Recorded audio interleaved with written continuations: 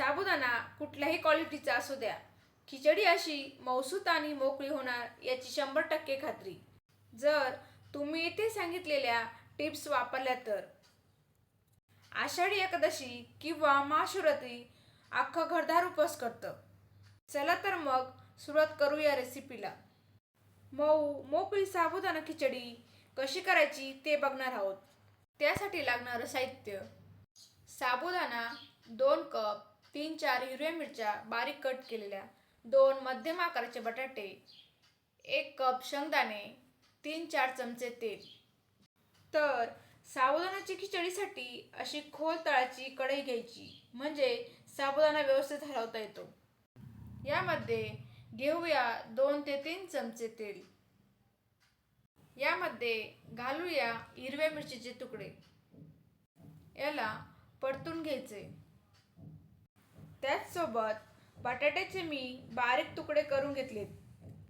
यामध्ये थोडंसं मीठ घालूया, साधारण अर्धा चमचा. मध्यम गॅसवरती बटाटा तांबूस रंग येईपर्यंत परतून घ्यायचा आहे. बटाटा आपला परतला गेला आहे. गॅस कमी करू. यामध्ये घालायचं आहे भाजलेल्या दाण्याचा कूट.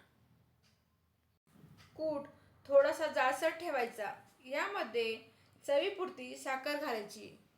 शेंगदाण्याच्या कूटमुळे खिचडी चिकट होण्याची शक्यता असते, त्यामुळे अर्धा लिंबाचा रस घालायचा.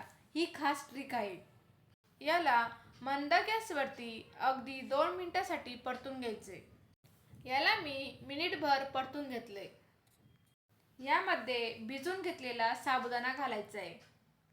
1 कप साबुदाणा भिजत घातला होता. भिजल्यानंतर अंदाजे 2 कप भरतो. मीठ आपण आधी पण घातलं होतं, त्या अंदाजाने मीठ घालायचे. याला 2 ते 3 मिनिटांसाठी चांगलं परतून घ्यायचे. गॅस मध्यमच ठेवायचा, मोठा करायचा नाही. सुरुवातीला असं चांगलं परतून घेतलं की साबुदाण्याचा चिकटपणा कमी होतो आणि परत वाफ दिल्यानंतर तो चिकट होत नाही. झाकण ठेवून 1 मिनिटासाठी आपण वाफ देऊन घेऊ. साबुदाणा मी चांगला परतून घेतलाय. वाफ दिल्यावर बरेच जण म्हणतात खिचडी चिकट होते, पण हे बघा, खिचडी अजिबात चिकट झालेली नाहीये. 3-4 मिनिटांसाठी आपण परत वाफ देऊन घेऊ. साबुदाण्याला वाफ बसली की लगेच हलवून घ्यायचं. अगदी जास्त वेळ वाफ दिली तर तो खाली करपू शकतो. मिक्स करून घ्यायचं आणि मंद गॅसवरती 2 ते 3 मिनिटांसाठी परतून घ्यायचे. मी याला 2 ते 3 वेळा वाफ देऊन घेतली आणि परतून घेतले. मऊ अशी साबुदाण्याची खिचडी तयार झाली.